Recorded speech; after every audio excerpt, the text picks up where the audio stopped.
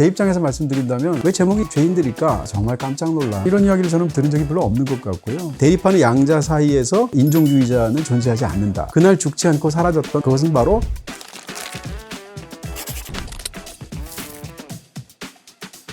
BTV 이동진의 파야키, 안녕하세요. 저는 이동진입니다. 지금 이 영화 시간으로 돌아왔습니다. 이번 주에 개봉해서 정말 따끈따끈한 그런 신작 영화라고 할 수 있을 것 같은데요. 미국에서는 이미 선공개되어서 개봉 이후에 굉장히 큰 상업적인 성공까지 거두게 되고 또 많은 찬사를 받은 작품이기도 하죠. 이 영화에 대해서 물론 보기 전에 저도 약간의 기대가 있었습니다만 보고 나서 정말 깜짝 놀란 너무 훌륭한 작품이라는 생각이 들었고요. 보자마자 이것만큼은 지금 이 영화에서 꼭 다루고 싶다라는 생각을 했습니다. 바로 시너스, 죄인들이란 영화입니다. 이 영화는 매우 뛰어난 장르 영화이면서 공포 영화니까요. 다른 한편으로는 매우 사실적인 그런 터치를 갖고 있는 작품이기도 합니다. 상당 부분 IMAX 카메라, 필름 카메라로 촬영이 되어서 가급적이면 굉장히 시설 좋은, 그리고 스크린도 크고 그런 것을 구현할 수 있는 극장에서 보시는 게 좋을 정도로 영화에서 촬영 자체도 무척이나 매끄러우면서도 화려하고 아름답다고 말할 수 있을 것 같고요. 영화 속에서 다뤄지는 이야기는 어떻게 보면 그런 공포 영화에 해당하는 피비린내 나는 이야기들도 상당 부분 포함되어 있음에도 불구하고 영화 자체가 무척이나 우아하기까지 하고 또 거기서 장르적인 재미와 그 안에 담겨있는 다양한 함의까지 층층이 담겨져 있는 무척이나 뛰어난 역작이라고 말할 수 있을 것 같습니다. 이 작품을 만든 사람은 라이언 쿠글러입니다. 라이언 쿠글러 하면 자동적으로 블랙팬서를 아마 떠올리시지 않을까 싶은데요. 블랙팬서로 굉장히 큰 격찬을 받은 그런 감독이기도 하죠. 이전에 오스카 그랜트의 어떤 하루라는 작품도 있었고요. 또 권투 영화인 크리드로 기억하시는 분들도 있습니다. 이런 영화들 보면 일정한 완성도 이상을 지녀서 좋은 영화로 혹은 충분히 즐겼던 영화로 기억하실 분들이 많을 것 같은데요. 제 입장에서 말씀드린다면 이전의 작품들에 비해서 몇 단계는 더 건너뛴 것 같은, 그러면서 절정의 그런 능력과 기량과 본인의 비전을 보여준 역작이 아닌가 싶습니다. 그리고 무척이나 영화에 매혹된 분들이라고 할지라도 보고 나서 뭔가 좀 고개가 갸웃거려지는 난해한 측면을 가지거나 생략된 부분이 있거나 이렇게 느껴지는 부분이 많은 작품이기도 합니다. 그런 이유 때문에 이 영화에 대해서 더 깊숙하게 해설을 좀 듣기를 원하시는 분들이 있을 것 같고요. 그런 부분에서 이 영화에 대한 제 생각을 말씀드리려고 합니다. 언제나 그런 것처럼 제가 지금부터 말씀드리는 그 모든 견해는 다 제 개인적인 견해에 불과할 뿐이고요. 이 영화에 굉장히 신비롭고 다양한 어떤 매력 속으로 들어가는 하나의 제가 만들어낸 혹은 제가 걸어가는 작은 오솔길 정도로만 받아들였으면 좋겠습니다. 그러면서 여러분 각자의 길을 내시면 되는 것인데요. 이 영화에 대해서 심층적으로 깊숙하게 들어가기 위해서는 당연히 스포일러를 해야 됩니다. 그 점 유의하셔서 이 영상을 보셨으면 좋겠습니다. 이 영화의 시대 배경은 1932년도입니다. 그러니까 거의 100여 년 전의 어떤 현실이 될 텐데요. 1930년대의 미시시피의 클락스데일이라는 곳에서 벌어지는 이야기입니다. 그리고 또 공포영화라고 말씀드렸었죠. 그리고 이 영화를 만든 라이언 쿠글러는 흑인으로서의 본인의 어떤 정체성과 그 주제의식이 명확한 사람이고요. 극 중에 나오는 사람들이 거의 대부분 다 흑인 배우들입니다. 그렇게 생각한다면 우리가 떠올리는 몇 가지 것들이 있습니다. 일단 1930년도 미국 남부 중에서도 가장 깊숙한 곳에 있는 미시시피주가 배경이야? 그럼 당연하게도 흑인 노예가 물론 해방된 이후로 수십 년이 지난 상황임에도 불구하고 1930년대에도 잔존했었던 그런 인종차별적인 어떤 폭력 같은 것을 자연스럽게 떠올리게 되고 그 속에서 흑인들이 겪었어야 됐을 굉장히 끔찍한 그런 인종차별적인 어떤 비극을 다룬 작품이 아닐까라고 생각하게 됩니다. 부분적으로는 살짝 맞을 수도 있습니다. 아닌 게 아니라 1930년대에 미국 남부하면 제일 먼저 떠오르는 것 중에 하나가 저한테는 스트레인지 프루트이라는 굉장히 유명한 그런 곡이기도 하죠. 이 노래 가사가 그렇습니다. 왜 나무가 이상한 열매라는 어떤 이름을 갖고 있는가 하면 1920년대, 30년대, 20세기 초반에 그것이 불법이고 끔찍한 죄악임에도 불구하고 백인 인종 차별주의자들이 흑인들을 상대로 해서 린치를 하고 교수형의 형식으로 사적으로 그들을 처형을 하고 나무에 매달아 놓았기 때문입니다. 그렇게 나무에 대롱대롱 매달린 흑인들의 시체, 그것을 스트레인지 프루트이라고 명칭하면서 부르는, 어떻게 생각하면 노래 자체는 너무 뛰어나고도 매혹적인 작품이지만 끔찍하게 기록되는 그런 시대상들을 우리가 떠올리게 되는데요. 근데 영화를 보면 라이언 쿠글러가 무척이나 독창적이면서 신선하게 이 모든 이야기들을 풀어간다는 생각을 하게 됩니다. 이 흑인들은 극 중에서 처음부터 끝까지 무슨 희생자로 나온다거나 피해자로 나온다거나 하지 않습니다. 인종차별에 관한 요소들은 영화의 전편에 계속 깔려있긴 하지만 그것이 폭발적으로 드러나는 것은 후반부의 어떤 특정 장면에 불과하다, 이렇게 말할 수도 있을 것 같습니다. 무엇보다 중요한 건 그 어려웠던 시절로 우리가 지금은 상상하는 흑인들이 얼마나 삶을 즐겼고 그들 사이에서 어떤 일들이 벌어졌는지를 무척이나 풍부하게, 어떻게 보면 그들만의 천국을 다루어 나가는 방식을 지옥을 그려내는 공포영화의 그릇에 담아서 표현한 그런 작품이라고도 말할 수 있을 것 같죠. 어쨌건 이런 이야기를 저는 본 적이나 들은 적이 별로 없는 것 같고요. 그것을 더군다나 이 영화처럼 유려한 비주얼로 그리고 매우 뛰어난 그런 각본으로 만들어내는 작품은 보기 드물게 만나는 그런 경험이 아닌가 싶어지기도 합니다. 이 영화의 이야기는 사실상 이 영화 속에서 쌍둥이 역할을 맡아서 1인 2역을 멋지게 해내고 있는 마이클 B. 조던이라는 우리가 스타 위주로 실제로 극 중에서도 인물의 어떤 비중이 크기도 하고 그 인물을 따라서 이 모든 이야기를 파악하게 됩니다. 하지만 이 영화를 보다 보면 또 스토리 위주로 그냥 흘러가듯 따라가게 되면 보이지 않는 그런 굉장히 많은 부분들이 있습니다. 그중에서 가장 중요한 인물은 이 쌍둥이 형제의 사촌 동생, 이제 막 21팍 정도의 그 나이에 이르게 된 그런 어린 뮤지션인 세미가 사실상 이 영화의 주인공이다. 저한테는 그렇게 보여지기도 합니다. 세미라는 인물은 아버지가 목사입니다. 그리고 아버지는 이 블루스 뮤지션들에 대해서 음악을 하는 그런 사람들에 대해서 굉장히 나쁜 인상을 갖고 있습니다. 그래서 블루스 뮤지션이 음악을 하는 것을 그 길을 따라가면 죄인의 길을 걷는 것이라고 말하고 너는 그 길을 절대 걷지 말고 쉽게 얘기하면 이 아버지의 세계로 와라. 교회로 돌아오라. 라는 방식으로 이야기를 하게 되죠. 하지만 매우 성실한 청년이기도 하고 그 자신의 직업이 소장농이기도 하지만 이 샘이라는 이 청년의 마음속에는 이 블루스에 대한 음악에 대한 사랑과 꿈이 가득합니다. 그래서 아버지한테는 저는 정말 블루스를 사랑해요 라고 말하고 싶은데 그 얘기는 못합니다. 왜냐하면 아버지가 너무너무 싫어하니까. 그래서 그러한 경험을 담아서 극 중에서 I lied to you 라는 노래를 중반부에서 부르는 장면이 있는데 그게 음악적으로는 이 영화 전체에서 가장 중요한 클라이맥스에 해당하는 거죠. 그때 거짓말을 했던 상대방 I lied to you 라고 했을 때 그 you는 바로 아버지인 건데 아버지한테는 차마 사랑하고 또 아버지가 싫어해서 말을 못했지만 저는 사실은 블루스를 너무 사랑해요 라고 고백하는 장면이죠. 흥미로운 것은 이런 것을 장르적인 상상력하고 이렇게 붙여내서 이 이야기를 만들어냈다는 것입니다.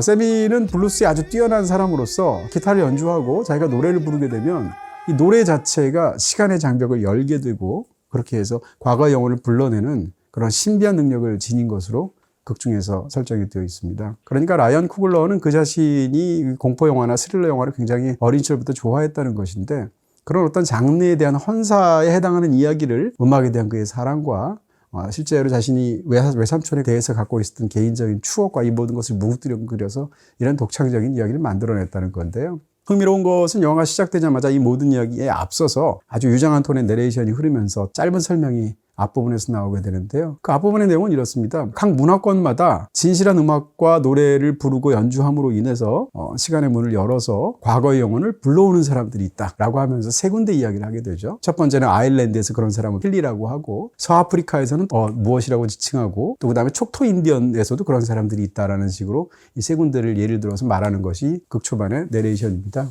흥미로운 것은 이 세 부류의 사람들이 사실상 이 영화에 전부 다 등장한다는 것이죠. 뱀파이어의 수장으로 보이게 되는 레믹이라는 그 존재를 쫓는 것으로서 촉토 인디언들이 잠깐 나오게 되는데요. 그리고 또 레믹 자체는 아일랜드 출신인 것으로 극 중에서 설정되어 있죠. 그리고 마지막으로 이 영화의 중심이 되게 되는 이 샘이라는 인물과 그의 조상들은 흑인 노예로서 강제로 서아프리카로부터 출발해서 미국 아메리카 대륙에 도착해서 지난한 역사를 겪어온 곳으로서 극 중에서 설정이 되어 있죠. 그러니까 영화 속에서 이 각 부류마다 이 시간의 장벽을 여는 어떤 그런 신비한 뮤지션들의 존재에 관해서 코멘트를 하면서 영화가 시작하게 되는데 바로 그런 사람들에 관한 이야기라고 이 이야기의 어떤 모두에서 설명해 주는 것으로 우리가 받아들일 수 있습니다. 그러니까 이 영화의 메인 스토리는 시카고에서 아마도 갱스터로서 사람을 죽인다든지 그런 일을 통해서 상당히 많은 돈을 벌게 된 그런 쌍둥이 형제가 고향 마을인 클락스데일로 돌아온 것으로 보입니다. 클락스데일로 7년 만에 돌아와서 그곳에서 그동안 시카고에서 벌어온 돈을 가지고 인종차별주의자인 어떤 백인이 갖고 있었던 그 제재소의 건물을 사서 흑인들만이 즐길 수 있는 그런 술집으로 바꾸어내고요. 그것이 이제 바로 클럽 주크라는 이름으로 되어 있고요. 그 클럽 주크의 이제 그날, 바로 그날 저녁에 최고의 드림팀을 구성해서 예를 들면 음식을 담당하는 사람, 문지기를 할 사람, 음악을 연주할 사람 등등을 섭외해서 파티를 성대하게 열면서 그 술집을 이루어 나가려고 하는 그런 메인 파티가 극 중에서 사실상 스토리의 중심을 이루고 있죠. 이 두 형제에게는 이제 갱스터로서의 어두운 과거가 있고 돌아와서 이제 술집을 내면서 거기서 잘 살아보려고 하는 어떤 갱생의 의지도 있게 되는데 그들에게는 사촌 동생이 있는데 그것이 여태까지 말씀드렸던 바로 샘이라는 인물이죠. 그리고 이 두 명의 돌아온 이 형제들에게는 과거의 어떤 연 속에서 갈등과 상처를 안겼던 여성들이 각각 있습니다. 쌍둥이 형인 스모크에게는 사실은 오래전 스모크와 그 아내와의 사이에서 낳았던 아이가 어린 시절에 죽는 끔찍한 비극을 겪었던 것으로 보이고요. 그 아이의 죽음으로 인해서 부부 사이가 굉장히 소원해지고 남편이 떠난 것으로 설정된 것으로 보입니다. 이 동생인 스택의 경우에는 겉으로 보아서는 백인처럼 보이지만 사실은 흑인의 어떤 피를 어느 정도 갖고 있는 혼혈이라고 할 수 있는 메리라는 이름을 갖고 있는 여성과의 사이에서의 오랜 연인 관계가 있었던 것으로 영화에서 설정이 되어 있는데요. 하지만 메리와 사귀다가 어느 날 갑자기 그녀를 떠나게 되어서 시카고로 가게 됨으로써 두 사람 사이 역시 상처를 안기면서 헤어진 실연의 역사가 있는 것으로서 설정이 되어 있죠. 이 모든 사람들의 상처와 그들의 어떤 울분과 혹은 그들의 슬픔과 갈등, 이 모든 것이 응축된 가운데 마침내 이 파티가 열리게 되는 건데요. 세미가 거기서 아까 말씀드렸던 I Lied to You라는 곡을 처음으로 어떻게 보면 뮤지션으로서의 데뷔 무대를 갖는 건데 거기 있는 사람들이 거기에다 너무 열광하면서 모두가 어울려서 춤을 추게 되고 그 순간 시간의 장벽이 열리게 되고 그 주변을 떠돌고 있던 뱀파이어였던 그 아일랜드에서 오게 된 뱀익과 그 일당들을 불러들이게 되죠. 그러면서 한바탕 학살극이 벌어지는 그런 스토리를 갖고 있습니다. 아마 영화를 안 보신 분들 상태에서 이제 이 얘기를 듣다 보면 이게 대체 무슨 이야기인가라는 생각이 들 수도 있을 정도로 기상천외한 스토리라고 할 수 있을 것 같은데요. 그러니까 애초에 이 영화에서 시공간으로 설정되어 있을 때 미시시피의 클락스데일이라는 곳으로 설정한 것도 무척이나 저한테는 흥미롭게 들립니다. 아마도 클라크라는 사람의 이름을 기념해서 만든 이름이겠죠. 흔한 이름을 가진 그런 도시처럼 보이는데 저한테 이 클락스데일이라는 지명은 CLOCK로 들리기도 합니다. 그렇게 본다면 클라크라는 사람의 마을이라기보다는 어떻게 보면 시계의 마을, 시간의 마을이라고 볼 수도 있겠죠. 그러면서 세미가 연주하는 순간 이 클락스데일에서는 시간의 장벽이 허물어지는 그런 일들 때문에 과거의 영혼들이 불러지게 되고 심지어는 I Lied to You를 부르는 순간 영화에서 어떻게 보면 아나크로니즘이라고 할까요? 1930년대에서 모두가 어울려 춤추는 장면임에도 불구하고 갑자기 LP판을 이렇게 움직여가면서 디제잉을 하는 DJ가 나온다든가 아니면 레게 머리를 하고 있는 어떤 댄서가 나와서 춤을 춘다든가 아니면 래퍼가 나와서 어떤 특유의 동작을 한다든가라는 것이 그 장면에서 함께 펼쳐지게 되죠. 그러니까 과거의 영혼만 불러온 것이 아니라 미래에 그들의 영향을 받았던 그 음악적인 유산을 받았던 그 모든 사람들까지 다 불러와서 그 자리에서 펼쳐지는 것이 이 영화에서 굉장히 아름다운 유려한 그런 롱테이크 장면으로 담겨 있게 되죠. 흥미로운 것은 그렇게 세미를 따라가면서 볼 때 이 영화의 제목이 시너스라는 것입니다. 그러니까 부제로 해설되고 있는 것처럼 바로 죄인들이라는 뜻일 텐데요. 왜 제목이 죄인들일까라는 생각들을 하게 되죠. 일단 영화 속에서 애초에 블루스 기타에 몰입하고 있는 자기 아들한테 목사인 아버지는 그 길이 죄인의 길이니까 가지 말라고 합니다. 영화 속에서 이제 두 개의 흑인 공동체가 나온다고 할 수 있을 텐데 하나는 이 클럽이라는 데는 가지 않는 여기는 정말 죄의 무리들이 모이는 곳이라고 생각하는 그런 사람들이 가는 교회가 있습니다. 그 나머지 한쪽에서는 그들이 죄인으로 정죄하게 된 그런 사람들이 모여있는 그런 흑인들이 모여서 춤추고 노래하고 술 마시고 즐기는 그런 술집으로서의 바로 클럽 주크라는 그런 곳이 있는 것이죠. 이 두 가지 공동체가 대비된다고 볼 수 있을 텐데요. 그러니까 죄인들이라는 것은 그런 문화라든지 그런 사람들이 인정하지 않는 사람들로 인해서 단정 지어진 사람들이 그래 우리 죄인들이야 라고 역설적으로 자칭하는 개념으로서 이 영화의 제목으로 등장하고 있다는 것입니다. 그러니까 사실상 영화의 제목 속에 라이언 쿠글러가 말하고 싶어하는 핵심이 그대로 다 들어갈 수 있다고 생각할 수 있다는 건데요. 비다이렉트 샵에서는 모두 다 가능. 비다샵 가능. 말씀드린 것처럼 클럽 주크라는 공간, 모두가 어울려서 술 마시고 춤추는 그 공간은 그 밤에 사실상 해방구라고 볼 수도 있고 밖에는 여전히 인종차별적인 부분이나 아니면 경제적으로 굉장히 궁핍한 부분이나 이런 것들이 흑인들의 삶을 옥죄고 있음에도 불구하고 그들은 거기서 천국의 기쁨을 사실상 이 땅에서 맛보고 있는 것이다 이렇게 볼 수 있죠. 일종의 해방구와도 같은 그런 공간이 되죠. 하지만 거기에서 춤추고 노래하고 이 모든 일들을 기획하거나 연출하거나 아니면 거기에 참가하는 사람들의 면면을 보게 되면 사실은 그 사람들이 과거에 겪어왔거나 현재에 놓여 있는 상황이 결코 만만치 않다는 걸 알 수가 있습니다. 일단 애초에 이 클럽 주크라는 곳이 어떻게 마련되었는가? 그것은 두 명의 쌍둥이 형제가 시카고에서 수많은 사람들을 죽이고 폭력범죄를 저질러서 번 돈으로 만든 곳입니다. 어떻게 생각하면 살인의 토대 위에 놓인 또 다른 어떤 천국과도 같은 공간이라는 역설적인 측면이 있겠죠. 더군다나 거기에 모여있는 주인공들은 하나같이 결핍이 있거나 실수를 저질렀거나 갈등 사이에 놓여 있습니다. 거기다가 거짓말쟁이이기도 합니다. 스택은 장난으로도 거짓말을 많이 하는 사람인데 세미도 결정적인 거짓말을 아버지한테 하죠. 그것은 바로 자기는 진짜 좋아하는 것이 사랑하는 것이 블루스다라는 얘기를 아버지한테 하지 않죠. 바로 그 마음을 담아서 I Lied to You라는 노래를 부르게 되는 것인데요. 거기다가 이들은 그 중에서 어떤 그 정욕에 사로잡혀서 어떤 관계들을 갖기도 하죠. 그 관계는 사회에서 용납되는 그런 관계가 아닙니다. 그런 상황에서 어떤 성적인 관계를 갖기도 하고 결과적으로 얘기하면 뒤에 가서 대립으로 이어지는 상황에서 폭력이 일어나기도 하고 그 속에서 살인을 저지르기도 하죠. 이런 모든 측면을 본다면 이들은 철저히 죄인들이라고 말할 수 있습니다. 그럼에도 불구하고 이 영화에서 가장 흥미롭게 느껴지고 신선하게 느껴지는 부분이자 그 자체로 인간과 인간성이라는 것의 핵심을 보아내는 라이언 쿠글러의 시각이 담겨있는 부분이라고 할 수 있을 텐데요. 바로 그런 죄인스러움이 인간다움의 핵심이다라고 파악하는 것이 이 영화에서 가장 중요한 부분이 아닐까라는 것입니다. 이 영화는 그렇게 죄스럽고 폭력으로 가득 차고 수많은 갈등이 있고 그럼에도 불구하고 거기서 펼쳐지는 그 모든 일들이 얼마나 아름답고 생기가 가득한 삶 그 자체인지를 영화가 보여주는데 집중하고 있다는 것이죠. 그런 측면에서 이 영화의 구조적인 이야기를 한번 거론할 수 있을 것 같습니다. 이 영화는 애초에 1932년 10월 16일에 영화가 처음 시작하게 됩니다. 근데 이 모든 사건, 그러니까 뱀파이어들이 나타나고 그들이 뭐 오프닝 파티를 열고 이 모든 시끌벅적하면서 참것까지 벌어지게 되는 이 광란의 밤은 10월 16일이 아닙니다. 10월 15일 토요일이었습니다. 근데 영화의 시작은 토요일에 그 사건을 보여주면서 시작하는 게 아니라 이 모든 게 다 끝난 상황에서 사실상 거의 혼자 살아남아서 아버지와의 약속을 지키기 위해서 뒤늦게 이 세미가 교회에 들어서는 순간 아버지가 놀라면서 빨리 기타를 버리고 이제 너는 죄인의 길을 걷지 말라라고 말하는 순간을 영화가 프롤로그로 보여준다는 것이죠.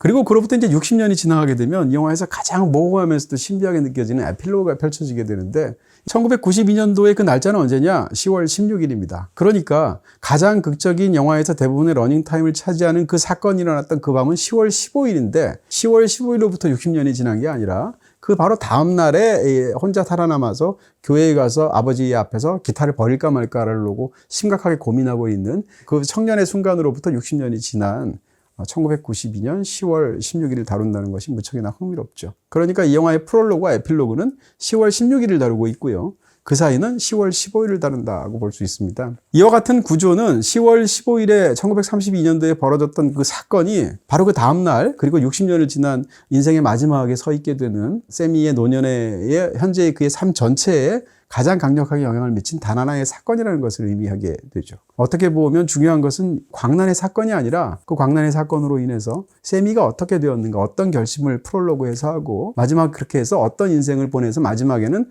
어떤 제안을 어떻게 거절하면서 뮤지션으로서의 마지막에 어떤 종지부를 찍게 되는지를 보여주는 것이죠. 그런 측면에서 이 사건 자체보다 이 사건이 가지는 함의를 영화의 구조적으로 훨씬 더 중요하게 다루는 플롯을 갖고 있다? 이렇게 설명드릴 수 있을 것입니다. 더군다나 흥미로운 것은 이제 에필로그죠. 늙은 상태에서 60년이 지났으니까 나이도 한 80살쯤 된 거죠. 자기만의 어떤 그런 클럽을 갖고 연주를 하고 있는 성공한 세미를 시카고에서 보여주게 됩니다. 클럽의 이름은 펄린스라는 건데 펄린스는 바로 그 밤에 처음 관계를 가지기도 하고 아마도 그의 첫사랑으로 보이기까지 하는 그런 흑인 여성의 이름인데요. 평생 마음에 담아두었겠죠. 왜냐하면 펄린은 그날 죽었으니까. 그렇게 해서 펄린스라는 클럽을 낸 상황에서 무대를 마친 상황에서 이제 대기실로 돌아온 세미를 보여줍니다. 그 순간 관리인이 찾아와가지고 손님 2명이 공연이 다 끝났음에도 불구하고 가지 않고 돈을 좀 더 내고서라도 더 있고 싶어 한다고 청하는데 어떻게 할까요? 라고 물어봅니다. 그 얘기를 듣는 순간 영화에서는 뭐 대사로 같은 거는 묘사가 되고 있지 않지만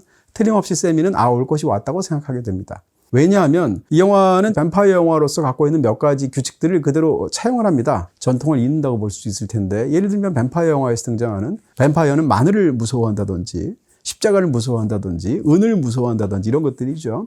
그리고 뱀파이어를 죽이려면 심장에 나무 말뚝을 박아야 한다. 이런 것들을 그대로 갖고 오게 되는데요. 그 못지않게 중요한 뱀파이어 영화의 컨벤션 중에 하나는 뱀파이어가 새로운 공간, 집 같은 데 들어가려고 할 때 그냥 못 들어가죠. 반드시 나를 들여보내달라고 청하게 되고 어떤 식으로든 그 집의 주인이 응하게 되면 그 공간에 비로소 들어갈 수 있게 되는 거죠. 바로 그렇기 때문에 뱀파이어 영화로 굉장히 유명한 현대적인 작품 중에 하나인 렛미인이라는 영화가 있는 건데요. 렛미인이라는 말이 나를 들여보내달라라는 뜻일 테니까 그 말을 해서 이 초대에 응하지 않으면 뱀파이어는 들어갈 수가 없죠. 그러니까 60년의 세월이 지나서 어떤 두 사람이 와서 계속 남아있게 해달라는데요 라고 말하는 순간 두 명의 뱀파이어가 왔구나 라고 생각했을 것이고 그날 죽지 않고 사라졌던 두 명의 뱀파이어를 떠올렸겠죠. 그것은 바로 스택과 메리였습니다. 두 사람은 연인관계이기도 한 것인데요. 그때 스택이 죽지 않고 살아 돌아오게 했던 어떤 비밀스러운 어떤 그런 약속에 대해서 형제간에 있었던 이야기를 영화는 들려주게 되고 그 순간 늙지 않는 영생을 갖고 있는 뱀파이어들이니까 옛날에는 까마득한 자기의 사촌 동생이었지만 지금은 훨씬 나이가 들어있는 노인한테 너는 이제 살 날이 얼마 남지 않았으니까 내가 너를 영생을 줄까? 라는 식으로 스택이 제안을 하죠. 근데 영생을 주겠다는 어떻게 보면 악마 혹은 어떻게 보면 뱀파이어의 제안을 바로 거절을 합니다. 본인이 이제 이 생으로서 충분하다고 이제 이야기를 하게 되고 그러면서 그날에 대해서 마지막 대화를 양쪽에서 나누는 것으로 이 영화가 끝나게 되는데요. 어떻게 생각하면 자신의 주변에 사랑하는 사람이 다 죽었고 지금까지도 흉터가 남아있고 수많은 상처가 되었던 바로 1932년 10월 15일의 밤을 살아남은 두 명의 뱀파이어와 한 명의 사람이 어떻게 기억하는지에 대한 대화였습니다. 그것은 그때 그 순간이 가장 끔찍한 비극이기도 했지만 생애 최고의 날이었다라는 애정의 토로였던 것입니다. 이것은 사실상 제목하고도 붙어있는 그런 굉장히 인상적인 대화를 하게 되는 것인데요.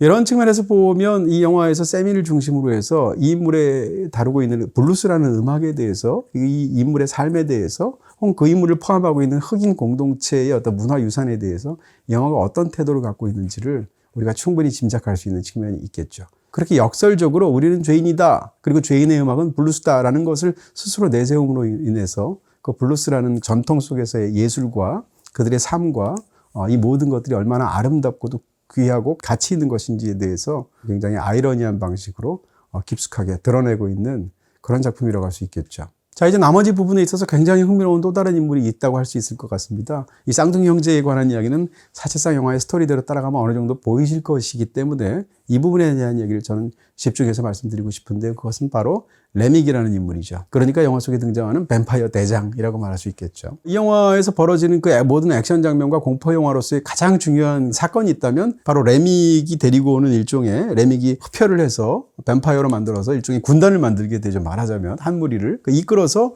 이 술집 속에 갇혀 있는 그런 생존자들 이들이 이제 공격해서 양자 사이에서 전투가 벌어지는 것이 영화에서 가장 중요한 시각적인 사건.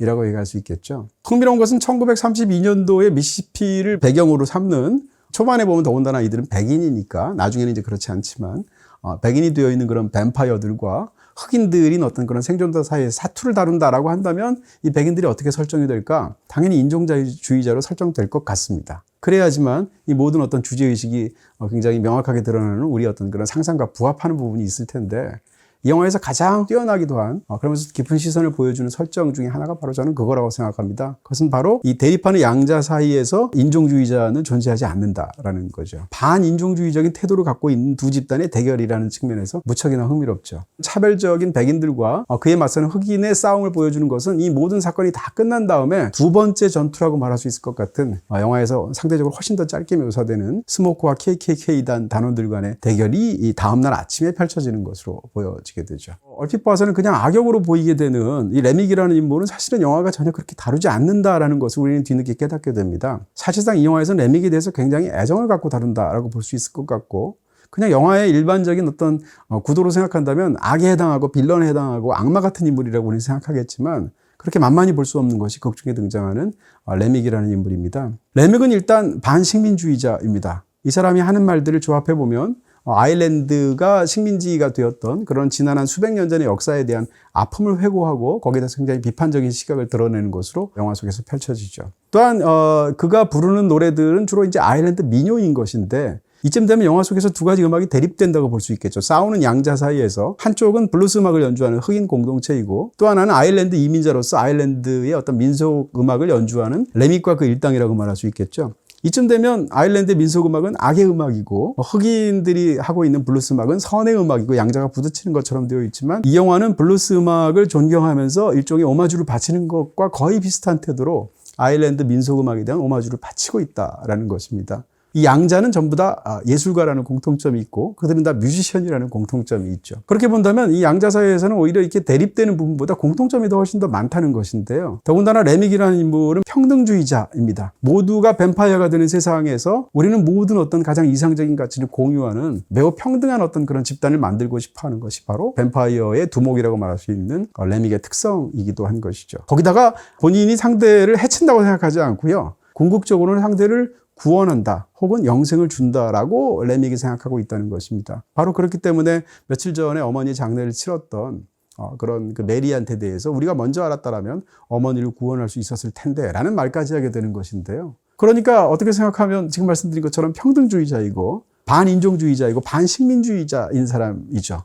굉장히 이상적인 견해를 갖고 있는 그런 존재라고 말할 수 있을 것 같은데 그럼에도 불구하고 양자는 서로 싸우는 존재로서 극 중에서 펼쳐지죠. 하지만 흥미로운 또 몇 가지 부분들이 있을 텐데, 예를 들면 초반에 그 오프닝 나잇의 어떤 그런 파티를 준비하기 위해서 뮤지션이 필요하기 때문에 쌍둥이 형제들이 가서 뮤지션을 섭외하죠. 그러다가 거리에서 직접 연주를 하고 있는 이 블루스 명의를 데리고 오죠.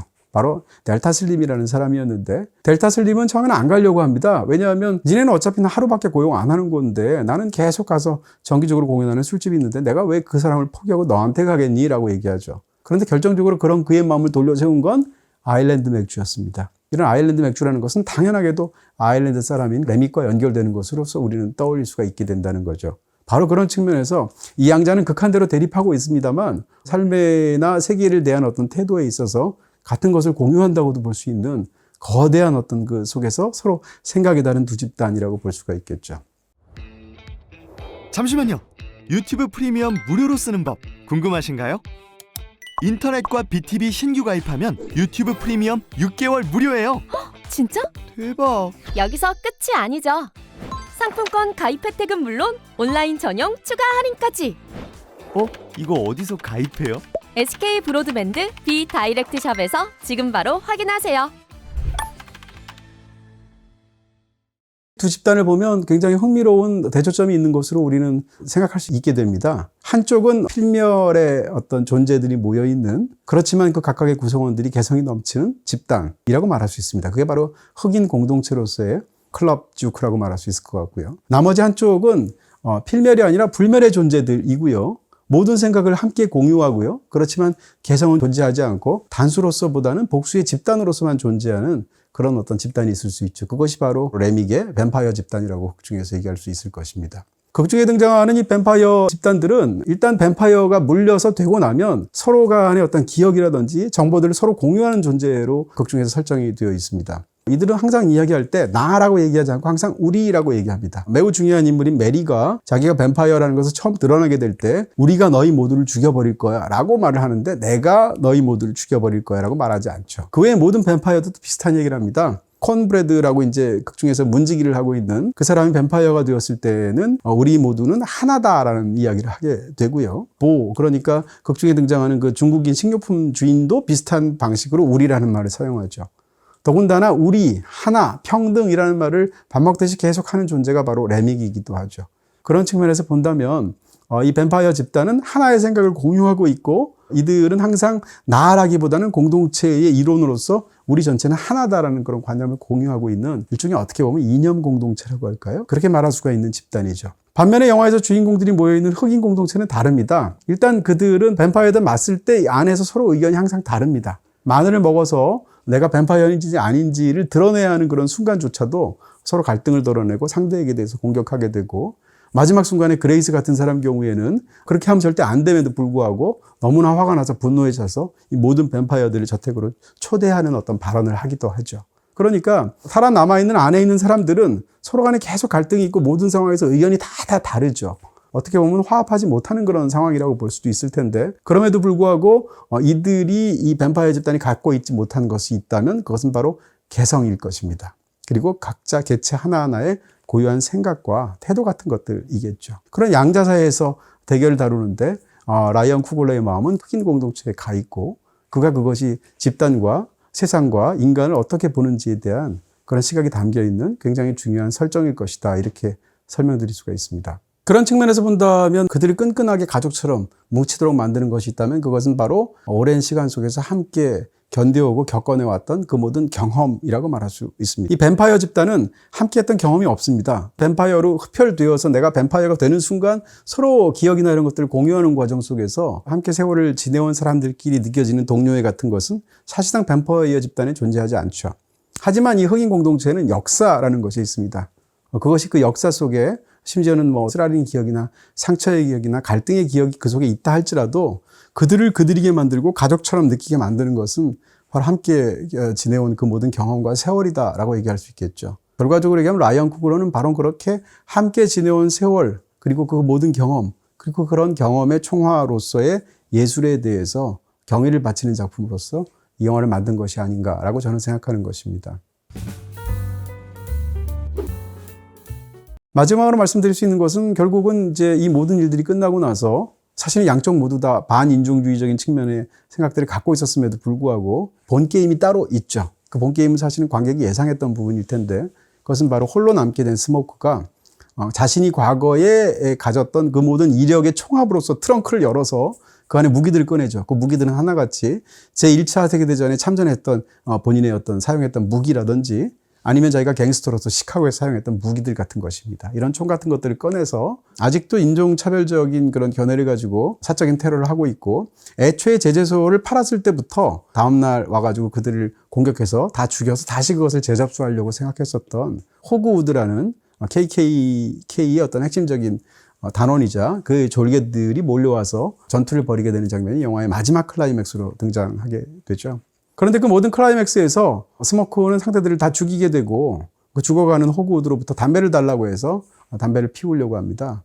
그러다 담배를 피우지 못하고 그 자리에서 이제 바닥에서 쓰러지게 되는데 그 순간 그는 이제 환상 같은 것을 보게 되죠. 어떻게 보면 환상이라고 볼 수도 있고 어떻게 보면 세미처럼 스모크만의 또 다른 방식으로 미래를 보았다고 볼 수도 있습니다. 그것은 아마도 천국과도 같은 공간에서 앞세웠던 자기의 아이와 몇 시간 전에 죽었던 자기의 아내인 애니를 보게 되는 것인데요. 흥미로운 것은 이 인물의 이름이 스모크라는 거죠. 스모크라는 것은 당연히 영화 속에서 담배를 피우는 이미지, 연기와도 관련이 되어 있지만 그것은 어떻게 보면 폭력의 발화하고도 관련이 되어 있습니다. 더군다나 과거의 플래시백 속에서 아이를 키우고 있으니까 남편이 담배 피우는 게 굉장히 아이한테 해가 되겠죠. 그러니까 담배를 피우려면 아이를 절대 만지지 마라라고 이야기를 하는 애인의 장면이 잠깐 들어가게 되죠. 이 모든 측면에서 본다면 스모크는 어쩌면 폭력의 마지막 끝순간에 더 이상 폭력을 저지르는 것을 포기함으로 인해서 마침내 구원을 받고 영웅으로서의 최후와 함께 사후에 자기 아내와 자기의 죽은 아이를 만나게 되었다라는 설정으로 보이기까지 한다는 것입니다. 이런 측면에서 보면 이 영화가 인종주의 같은 것을 다루는 방식이나 아니면 이 영화가 이제 예술의 어떤 그런 형태를 다루는 방식이나 무엇보다도 흑인 공동체에 대해서 경의를 바치는 그런 방식 같은 것이 무척이나 신선하고도 독창적이면서도 굉장히 깊은 그런 부분들을 보여주고 있지 않나라고 생각하게 됩니다. 네, 뱀파이어 장르에서 이런 훌륭한 작품들이 몇 년마다 한 번씩 나오는 것 같습니다. 바로 10수년 전에 그렇게 나와서 정말 사람들을 깜짝 놀라게 하면서 사로잡았던 뛰어난 작품이 있죠. 아까 말씀드렸던 렛민이라는 작품입니다. 토마스 알프레드슨이 만든 렛민 여러분께 추천드리겠습니다. BTV 플러스에서 보실 수 있습니다.